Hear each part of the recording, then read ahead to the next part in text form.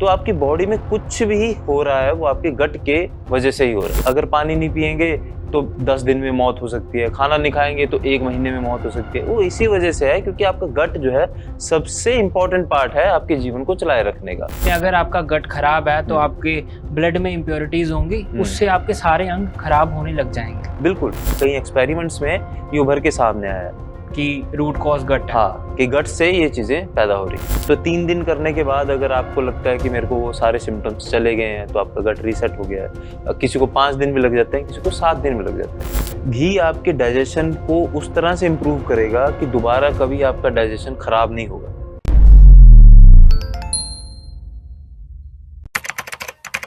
नमस्कार, D5 channel Hindi देख रहे सभी दर्शकों का मैं विभोर चट्ठा स्वागत करता हूं। आज हमारे साथ मौजूद है सीनियर आयुर्वेदिक एक्सपर्ट और वर्दा आयुर्वेदा के founder doctor Shubham. Doctor Shubham, आपका बहुत बहुत स्वागत है। नमस्कार।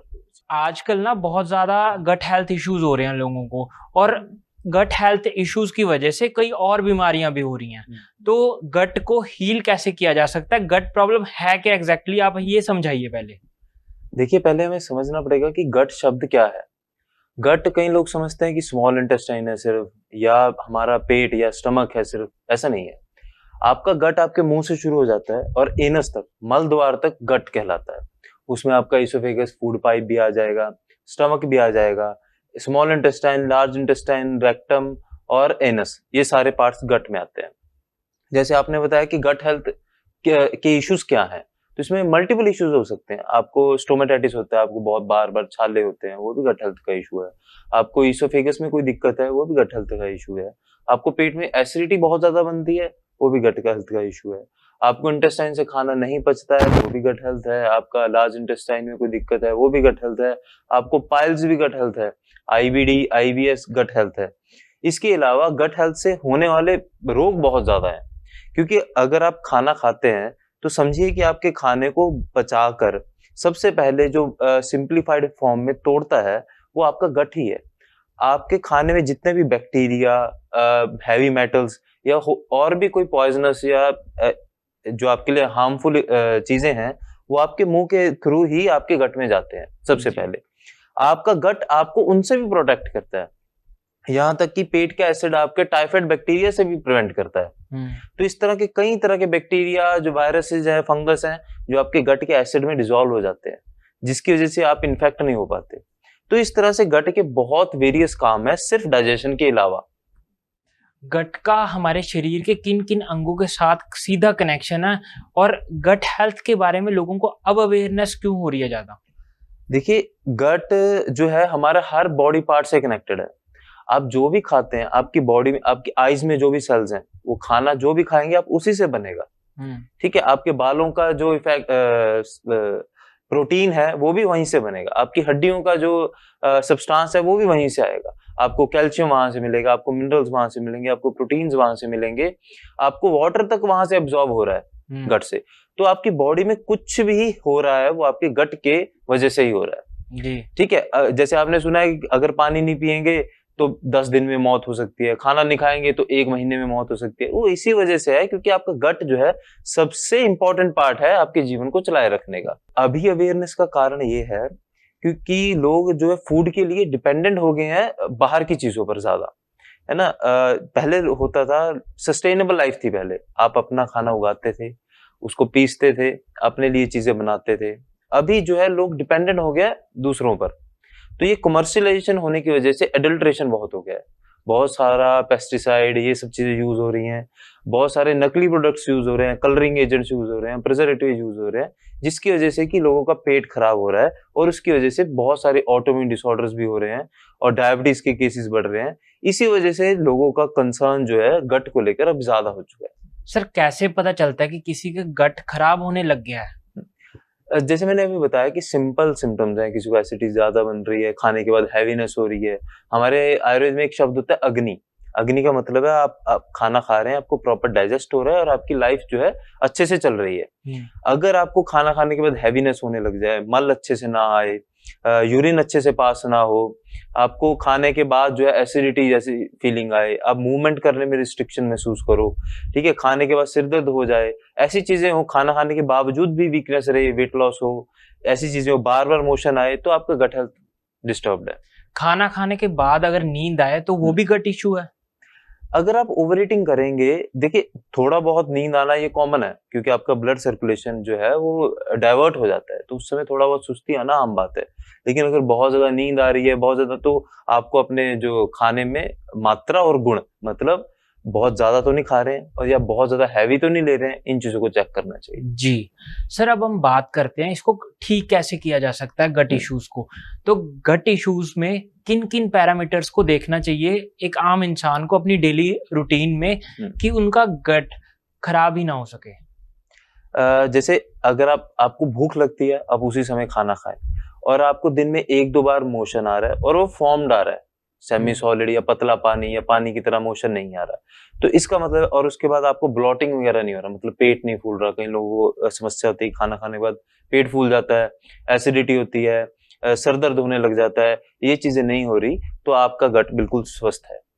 क्या गट और लीवर का भी कनेक्शन होता है? बिल्कुल होता है। गट एक, देखिए, पाइपलाइन है, उस पाइपलाइन में खाना पचाने के लिए अलग अलग ऑर्गन, जैसे पेंक्रियाज होगा, लीवर हो गया, ये अपने अपने सिक्रीशंस डालते हैं, जिससे कि फैट, प्रोटीन, ये सब छोटे छोटे टुकड़ों में टूट जाता है, जिससे वो इजीली गट से ब्लड में चला जाता है, और ब्लड से फिर आगे जाकर लीवर में और ज्यादा टूटता है। इस तरह से डाइजेशन होता है। तो ये अभिन्न अंग है, लीवर, पैंक्रियाज, ये गट हेल्थ के ही पार्ट है। मतलब ऐसा कह सकते हैं अगर आपका गट खराब है तो आपके ब्लड में इम्प्योरिटीज होंगी, उससे आपके सारे अंग खराब होने लग जाएंगे। बिल्कुल। आजकल एक नया कंसेप्ट चला है ऑटोइम्यून डिसऑर्डर्स में, गट माइक्रोबायोम का। जी। कि गट माइक्रोबायोम क्या होता है, पहले मैं ये बता देता हूँ आपको। जब आप जन्म लेते हैं तो कुछ बैक्टीरिया आपके गट में, मतलब इंटेस्टाइन में, आपकी लार्ज और स्मॉल इंटेस्टाइन में अपने आप पैदा हो जाते हैं। वो आपके साथी बैक्टीरिया होते हैं जी, बैक्टीरिया और फंगस दोनों, और वो पूरी लाइफ टाइम जो है वही आपके मेजर कॉलोनीज बने रहते हैं, मतलब वो मेजर इनहेबिटेंट्स होंगे, मतलब मेजरली आपके गट में वही बैक्टीरिया या वही टाइप ऑफ फंगस रहेगा, और ये हर पर्सन के लिए यूनिक हो सकता है, किसी के लिए कुछ, किसी के लिए कुछ। अब वो आपके साथ सिम्बायोसिस करते हैं, मतलब आपके साथ जो है एक आदान प्रदान में होते हैं, जिसमें कि आपको कुछ मिनरल्स या कुछ विटामिन, जैसे विटामिन के हो गया, विटामिन डी हो गया, इनको बनाने में हेल्प करते हैं। फिर उसके बाद आपको इन्फेक्शन से बचाते हैं। अगर कोई बैक्टीरिया, वायरस आपके पेट में चला गया एसिड से बचकर, तो उसको वहां पे वो पनपने नहीं देते, पैदा नहीं होने देते, बढ़ने नहीं देते। तो ये माइक्रोबायोम का काम होता है। और दूसरा, कुछ टॉक्सिन्स होते हैं जिनको वो न्यूट्रलाइज भी कर देते हैं। अगर ये डिस्टर्ब्ड है तो गट का एक बैरियर होता है, जिसमें कि गट के सेल्स जो होते हैं वो बहुत टाइटली चिपके होते हैं, ठीक है, और उसके ऊपर एक रक्षा कवच की तरह ये माइक्रोबायोम रहते हैं। तो अगर वो डिस्टर्ब्ड है तो वो जो बैरियर है वो भी वीक हो जाता है, तो ऐसे टॉक्सिन्स, ऐसे इन्फेक्शंस वहां से सीप आउट करके आपके ब्लड में जा सकते हैं, और ब्लड में जाएंगे तो अलग अलग तरह के डिजीजेस पैदा करेंगे। और ये एक बहुत बड़ा रीजन है ऑटोइम्यून डिसऑर्डर, जैसे सोरियासिस हो गया, आर्थराइटिस हो गया, यहाँ तक कि जो टाइप 1 डायबिटीज है, ऑटोइम्यून डायबिटीज है, उसका भी एक बहुत बड़ा कारण माना जाता है। रूट कॉज गट ही है इसका मतलब? एग्जैक्टली बता पाना भी मुश्किल है, क्योंकि इसको ट्रैक करना बहुत मुश्किल होता है, लेकिन कई थ्योरीज में ये उभर के सामने आया है, कई एक्सपेरिमेंट्स में ये उभर के सामने आया है कि रूट कॉज गट है। हाँ, कि गट से ये चीजें पैदा हो रही है। गट माइक्रोबायोम और गुड बैक्टीरिया, बैड बैक्टीरिया अलग अलग होते हैं ये? देखिए, गुड बैक्टीरिया वो हैं जो मैंने अभी बताया कि आपके साथी हैं, बचपन से आपके साथ हैं, वो आपको बचा रहे हैं, आपको खाना बना कर दे रहे हैं, कुछ चीजें बना कर दे रहे हैं। बैड बैक्टीरिया है जो दूर से, बाहर से आए हैं, जो वहां पे आके अपनी कॉलोनी बना रहे हैं। अब वो आपको इन्फेक्ट करेंगे। कहने का मतलब क्या है, आपके पेट में जो गुड बैक्टीरिया हैं, जो आपके साथी हैं, उनको लेके बॉडी कभी भी रिस्पॉन्ड नहीं करेगी, कोई इन्फ्लामेशन नहीं करेगी, कोई झगड़ा नहीं करेगी। लेकिन अगर बाहर से कुछ बैक्टीरिया आके रहने लग जाएंगे तो आपकी बॉडी उसको लेके रिटेलिएट करेगी, मतलब इन्फ्लामेशन पैदा करेगी, उसको मारने की कोशिश करेगी, है ना। आपके लिम्फोसाइट, मतलब व्हाइट ब्लड सेल बनाएगी वहां पे। तो इन सब चीजों से आपको बुखार, इन्फेक्शन और इन्फ्लामेशन भी हो जाती है गट में। तो गुड बैक्टीरिया और बैड बैक्टीरिया में ये डिफरेंस है। गुड बैक्टीरिया बैड बैक्टीरिया के अगेंस्ट आपको बचाते भी हैं, जिसमें मैंने अभी बताया कि वो बाहर से आए बैक्टीरिया को अंदर रहने नहीं देते, उनसे लड़ाई करते हैं, उनको खत्म कर देते हैं। अब दूसरी बात है प्रीबायोटिक और प्रोबायोटिक की। प्रोबायोटिक ये होता है कि कुछ बैक्टीरिया, जैसे जो दही में पाया जाता है बैक्टीरिया, या एक खास तरह का फंगस है जो बॉडी के लिए ठीक है, उसको हम एज अ सप्लीमेंट लेते हैं हमारे जो गट के बैक्टीरिया है, माइक्रोबायोम है, उसको रिप्लेनिश करने के लिए, उनकी कॉलोनीज को रिप्लेनिश करने के लिए। ये अक्सर जैसे बहुत लंबे डायरिया के बाद, आईबीडी या आईबीएस के बाद, या आपने कोई लंबा कोर्स एंटीबायोटिक्स का किया है उसके बाद दिया जाता है। लेकिन ये एक कंट्रोवर्शियल चीज है, क्योंकि आपको जो आप बैक्टीरिया बाहर से ले रहे हैं, क्या वो आपके गट के माइक्रोबायोम को रिप्लेनिश कर देंगे या नहीं, ये बता पाना मुश्किल है, क्योंकि वो प्रपोर्शन या वो आपके जो साथी हैं वो बचपन से आपके लिए यूनिक है। माइक्रोबायोम और गट बैक्टीरिया, जो गुड बैक्टीरियाज होते हैं, वो सेम ही चीज है? हाँ, सेम चीज है। गट माइक्रोबायोम का मतलब होता है, अब बैक्टीरिया एक तरह का प्राणी है, अब माइक्रोबायोम में बैक्टीरिया भी आ जाएगा, फंगस भी आ जाएगा, ठीक है, या कुछ और प्रोटोजोआ या बाकी चीजें भी आ जाएंगी। जितने भी माइक्रोस्कोप के नीचे देखे जाने वाले प्राणी हैं उनको माइक्रोबायोम बोलते हैं, बैक्टीरिया उनमें से एक है। इंटरनेट पे बहुत ज्यादा चलता है कि 7 दिन में अपनी गट रीसेट कीजिए, 30 दिन में अपनी गट रीसेट कीजिए। तो अगर किसी ने 7 दिन में अपनी गट रीसेट करनी हो तो वो क्या क्या करे अपनी दिनचर्या में, अपनी लाइफस्टाइल में क्या क्या बदलाव करना पड़ेगा उसे? देखिए, रीसेट करने में माइक्रोबायोम जो है वो गट का एक सिर्फ हिस्सा है, आपकी डाइजेशन का एक पार्ट है। कंप्लीट गट रीसेट का सिस्टम नहीं है। अगर आप गट रीसेट की बात कर रहे हैं, आप बात कर रहे हैं कि आपका डाइजेशन अच्छा हो जाए, फिर से आप खाना खाओ, प्रॉपर बचे। अगर आपका माइक्रोबायोम डिस्टर्ब्ड है, वो स्टेबल हो जाए, और आपका अगर मल अच्छे से नहीं बन रहा है तो वो आ जाए, अगर कोई इन्फ्लामेशन अंदर है तो वो चली जाए। तो रीसेट में काफी सारी चीजें आ जाती है। रीसेट का मतलब है कि आपके गट के अंदर का डाइजेशन है, डाइजेशन आपकी पूरी बॉडी में हो रहा है, लेकिन मेटाबॉलिज्म आपकी पूरी बॉडी में है, लेकिन जो मेजर पार्ट ऑफ डाइजेशन है आपके गट में हो रहा है, जो फर्स्ट पास मैकेनिज्म है, कहने का मतलब गट से लीवर तक। तो ये जो पार्ट है, इसको रीसेट करने को हम बोलते हैं गट रीसेट करना।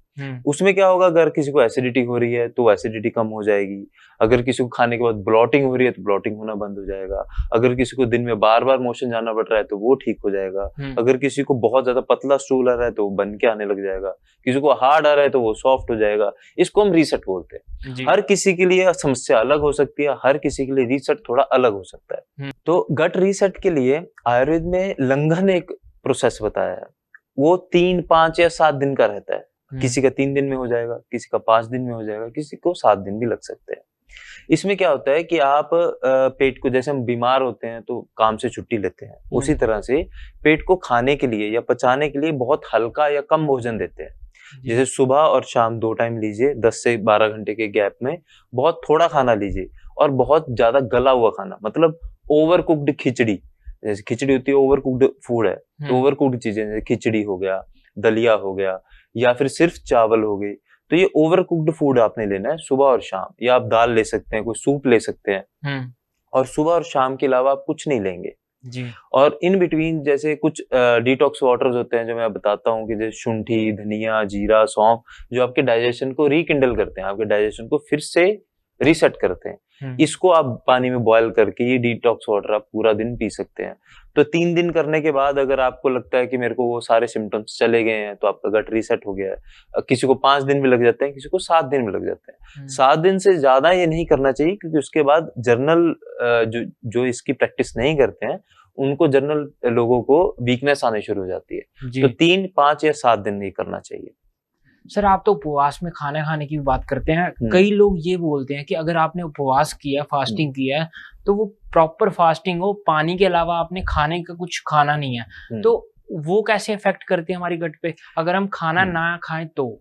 ये भी काइंड ऑफ रीसेट ही है। जैसे मैंने बताया कि हर पर्सन के लिए डिग्री ऑफ रीसेट अलग होगा, ठीक है। जो मैंने अभी बताया जर्नलाइज्ड है, ये सभी कर सकते हैं, सभी को फायदा मिलेगा, किसी को नुकसान नहीं होगा, ठीक है। और लेकिन कई लोगों को एक्सट्रीम रीसेट की जरूरत पड़ती है। कईयों को बहुत ज्यादा गट में इन्फ्लामेशन है, या ये सब चीजें करने के बाद भी रीसेट नहीं हो रहा, या कोई ऑटोइम्यून डिसऑर्डर है जो उनके गट की वजह से हो रहा है उन्हें, तो उनको ऐसे एक्सट्रीम जो है स्टेप्स लेने पड़ते हैं। अब जैसे ऐसा नहीं है कि ये नई कंसेप्ट है, हमारे ग्रंथों में भी एक चंद्रायण व्रत बताया गया है, जिसमें कि आप 14 दिन तक सिर्फ एक निवाला करके खाने को कम करते हैं, फिर एक दिन बिल्कुल भूखे रहते हैं, फिर एक निवाला करके 14 ग्रास तक, मतलब 14 निवाले तक आप जाते हैं, तो 1 महीने का व्रत करते हैं आप ही।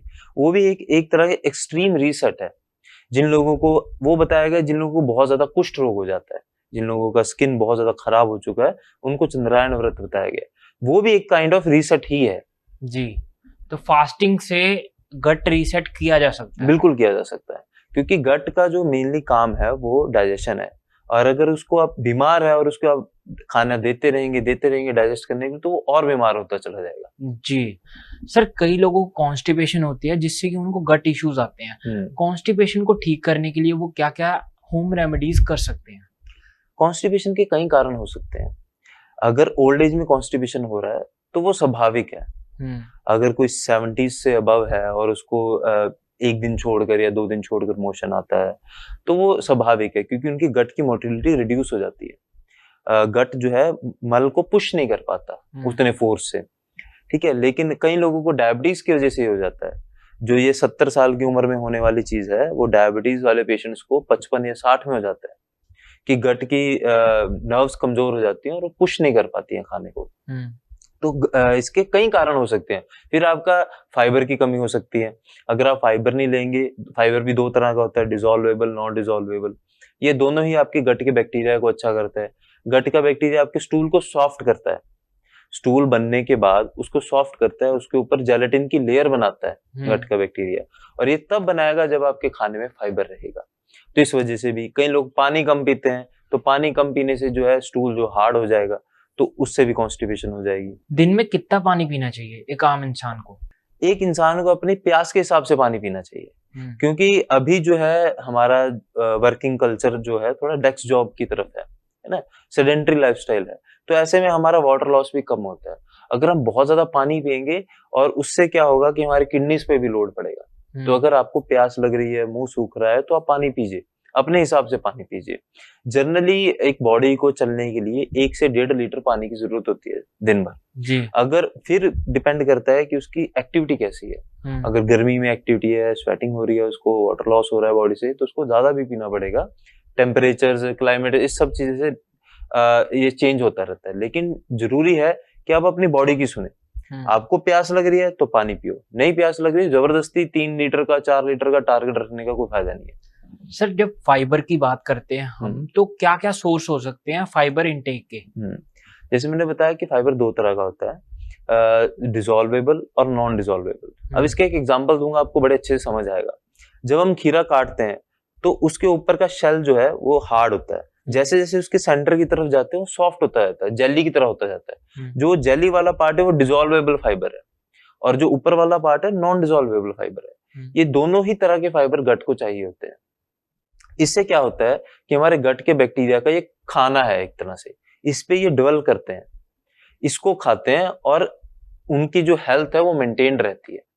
तो ये दोनों ही फाइबर हमारी डाइट में होने चाहिए जी। तो इसके सोर्सेज, जैसे आपने पूछा कि आप कुछ भी कच्चा फल खाते हैं तो वो फाइबर का सोर्स है।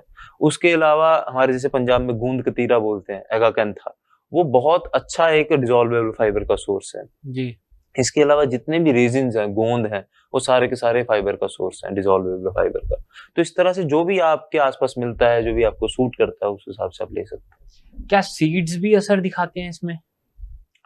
देखिए, सीड्स में बहुत ज्यादा हार्ड फाइबर होता है। जैसे कुछ सीड्स हैं, जैसे चिया सीड्स हो गए या सब्जा सीड्स हो गए, इनमें जेलेटिन फाइबर आ जाता है। अब अगर इनको भिगो के रखते हैं तो ये जेल की तरह जो फाइबर होता है इनका फॉर्म हो जाता है। वो एक अच्छा सोर्स है। सभी सीड्स फाइबर का सोर्स हैं जो हमारे पेट के लिए अच्छे हैं, ऐसा जरूरी नहीं है, क्योंकि अगर आप सीड कुछ इतने हार्ड होते हैं, एज इट इज लेंगे उसको, वो एज इट इज स्टूल के साथ बाहर आ जाते हैं, डिसॉल्व ही नहीं होते बॉडी में। इसबगोल का इस्तेमाल हमारे गट को अच्छा करने के लिए अच्छा माना जाता है? इसबगोल कोई अलग से मेडिसिन नहीं है। जैसे मैंने अभी फाइबर बताया ना, यही फाइबर है, इसको आप भिगोएंगे ये जेली टाइप बन जाएगा, यही डिसॉल्वेबल फाइबर का सोर्स बन जाता है। और इसका इंटेक करने से हमारे को क्या क्या फायदे होते हैं और किन किन बीमारियों में फायदे मिलते हैं? इससे होगा क्या कि आपका स्टूल सॉफ्ट हो जाएगा, जैसे मैंने बताया, और दूसरा आपका जो बैक्टीरिया है वो अच्छा हो जाएगा, ये भी मैंने बताया। आपको कॉन्स्टिपेशन नहीं रहेगी। ये बल्क परगेटिव है, मतलब जो मल है उसकी गुणता को गुरु कर देता है, मतलब भारी कर देता है इससे, और इजीली वो पास हो जाता है। तो कॉन्स्टिपेशन से बचाएगा। तो अगर किसी को कॉन्स्टिपेशन से कोई समस्या हो रही है, जैसे कॉन्स्टिपेशन से कई लोगों को सांस की समस्या हो जाती है, कई लोगों को पहले कॉन्स्टिपेशन होता है बहुत पुराना और सांस चढ़ने लग जाता है, तो उसमें हेल्प होगा। किसी को पाइल्स हो जाएगा अगर कॉन्स्टिपेशन से, तो उसमें हेल्प होगा। तो मतलब कॉन्स्टिपेशन ठीक करेगा और कॉन्स्टिपेशन से होने वाले जितने रोग है उनसे बचाएगा आपको। जी सर, और कौन कौन सी आयुर्वेदिक मेडिसिन हैं जिनका इस्तेमाल कर कर हम अपने गट को ठीक रख सकते हैं? त्रिफला एक बहुत अच्छा ड्रग है। हरितकी एक बहुत अच्छा ड्रग है। त्रिफला का ही एक पार्ट है हरड़। हरड़ एक बहुत अच्छा ड्रग है। हरड़ में कई लोग सोचते हैं कि छोटी हरड़, बड़ी हरड़ ऐसा करके बेचा जाता है, ऐसा कुछ नहीं है। हरड़ एक ही होती है। अगर वो छोटे उसमें तोड़ी जाएगी, कच्ची तोड़ी जाएगी, छोटी तोड़ी जाएगी तो छोटी हरड़ है, अगर बड़ी होने के बाद तोड़ी जाएगी तो बड़ी हरड़ है। इसमें कोई वैरायटी का फर्क नहीं है। हरड़ एक बहुत अच्छा कॉन्स्टिपेशन को रिमूव करने वाला ड्रग है। कारण क्या है कि हरड़ आपके मल के साथ साथ आपके इंटेस्टाइन के नर्वस सिस्टम पे भी काम करता है। जैसे मैंने बताया कि जो बुजुर्गों को कॉन्स्टिपेशन हो जाता है, या डायबिटीज से जो कॉन्स्टिपेशन हो जाता है, नसों की कमजोरी से, उसमें हरड़ बहुत अच्छा काम करता है। और हरड़ इसके अलावा आपके डाइजेशन भी इंप्रूव करता है, मतलब आपकी बॉडी में एंजाइम सिक्रीशन बढ़ाता है, जिससे आपके गट में जो फूड जाता है वो अच्छे से डाइजेस्ट होता है। तो ये सब चीजें हरड़ करता है, इसी वजह से हरड़ इतना अच्छा है। हमने पहले भी एक वीडियो किया था जिसमें हमने हरड़ को अलग अलग सीजन में अलग अलग चीजों के साथ खाने के लिए कहा था, जिससे कि हरड़ के गुण जो है ज्यादा से ज्यादा आपको मिल सके। और हरड़ के कुछ साइड इफेक्ट होते हैं, क्योंकि वो बहुत कसैला होता है, बहुत हार्ड होता है, जिससे कि वो गट में बहुत ज्यादा डायरिया पैदा कर सकता है ना। और इसके अलावा जैसे गर्भिणियों को या बहुत कमजोर लोगों को नहीं दे सकते, तो इस तरह के साइड इफेक्ट भी रिमूव हो जाते हैं। जी सर, आजकल का जैसा लाइफस्टाइल है तो लोग ना नींद के ऊपर ज्यादा जोर नहीं देते, कम सोते हैं, ज्यादा काम कर पाएंगे हम, ये उनका कहना होता है। तो क्या नींद भी एक इम्पोर्टेंट रोल निभाती है हमारी गट हेल्थ में? देखिए, आयुर्वेद में 3 उपस्तंभ है, आहार, निद्रा और ब्रह्मचर्य। ये लाइफ को चलाए रखने के लिए 3 चीजें बहुत इंपॉर्टेंट है। आहार आप समझ गए, अभी हम इसी के बारे में बात कर रहे थे। ब्रह्मचर्य होता है कि आपका मेंटल फोकस कैसा है, आप अपने लाइफ में अपने थॉट्स को कैसे चैनल करते हैं। निद्रा को इसमें इस वजह से रखा गया है, ये इस वजह से इतना इंपॉर्टेंट है क्योंकि निद्रा आपका रीसेट मैकेनिज्म है। जैसे आपने गट रीसेट की बात की, निद्रा आपकी पूरी बॉडी को रीसेट करती है जी। इसी वजह से इसको आयुर्वेद में एक माता की तरह भी कहा गया है कि अगर आपकी बॉडी में कुछ भी रोग है, अगर आपकी स्लीप अच्छी है तो आपके चांसेस हैं कि आप रिकवर कर जाएंगे। तो गट हेल्थ भी बॉडी का ही पार्ट है, तो अगर आपकी नींद अच्छी है तो गट हेल्थ भी आपका इंप्रूव होगा। सर, घी के ऊपर बड़ी चर्चाएं होती हैं, कई लोग बोलते हैं घी को लेना चाहिए, कई लोग बोलते हैं नहीं लेना चाहिए। तो घी एग्जैक्टली हमारी सेहत को कैसे प्रभाव डालता है? देखिए, घी एक बहुत चमत्कारी चीज है। घी आपके डाइजेशन को उस तरह से इंप्रूव करेगा कि दोबारा कभी आपका डाइजेशन खराब नहीं होगा, अगर आप कुछ अपथ्य पालन नहीं करेंगे तो। घी से बढ़ा हुआ जो डाइजेस्टिव फायर है वो जल्दी शांत नहीं होता, ऐसा आयुर्वेद में बताया गया है। एक मैं आपको छोटा सा नुस्खा बता देता हूँ। जिन लोगों को बहुत हार्ड स्टूल आता है और बीपी की समस्या ना हो, तो एक देसी घी का 1 चम्मच सुबह और शाम वो थोड़ा सा नमक डालकर गर्म पानी से लेना शुरू कर दें आफ्टर मील, खाना खाने के बाद। तो उससे उनका स्टूल सॉफ्ट होना शुरू हो जाएगा और उन्हें कॉन्स्टिपेशन नहीं रहेगा। और वो नोटिस करेंगे कि अगर पेट में ब्लॉटिंग या कुछ ऐसी चीज रहेगी तो वो भी दूर हो जाएगी और खाना भी अच्छे से पचना शुरू हो जाएगा। घी में कई ऐसे तत्व है, जैसे एक लिनोलिक एसिड है जो गट में से एब्जॉर्ब होता है, लार्ज इंटेस्टाइन में से एब्जॉर्ब होता है, वो ब्रेन के लिए बहुत अच्छा है। तो घी एक बहुत चमत्कारी चीज है, तो उसको डाइट में जरूर डालना चाहिए, उसको बिल्कुल एक्सक्लूड नहीं करना चाहिए। जिस तरह से लोग कोलेस्ट्रॉल से डरते हुए या उन चीजों से डरते हुए घी को खाना बंद कर देते हैं, तो मैं कहूंगा घी को खाना बहुत इंपॉर्टेंट है। और अगर A2 मिल्क से, मतलब एक अगर देसी गाय का घी हो, तो उससे अच्छा कुछ भी नहीं है जी। सर, कई लोग ब्लैक कॉफी का भी जिक्र करते हैं, तो क्या ब्लैक कॉफी भी गट इश्यूज में फायदेमंद है? ऐसे एग्जैक्टली बोल पाना कि गट इश्यूज में हेल्पफुल है ब्लैक कॉफी या नहीं, ये बता पाना मुश्किल है। लेकिन कुछ ऐसे प्रयोग किए गए हैं कि जिसमें ब्लैक कॉफी से लीवर का फंक्शन इंप्रूव होते देखा गया है। तो ये चीजें जरूर एक्सपेरिमेंट्स में देखी गई हैं। हमारे दर्शक आपसे कैसे संपर्क कर सकते हैं? हमारा क्लिनिक वर्धा आयुर्वेदा पटियाला में स्थित है। आप वहां आके मुझसे डायरेक्टली मिल सकते हैं या नीचे दिए गए नंबर पे मुझसे कांटेक्ट कर सकते हैं। जी सर, आपने बहुत महत्वपूर्ण जानकारी दी, आप हमारे साथ जुड़े, आपका बहुत बहुत धन्यवाद। नमस्कार। अगले एपिसोड में फिर मुलाकात होगी, तब तक के लिए नमस्कार।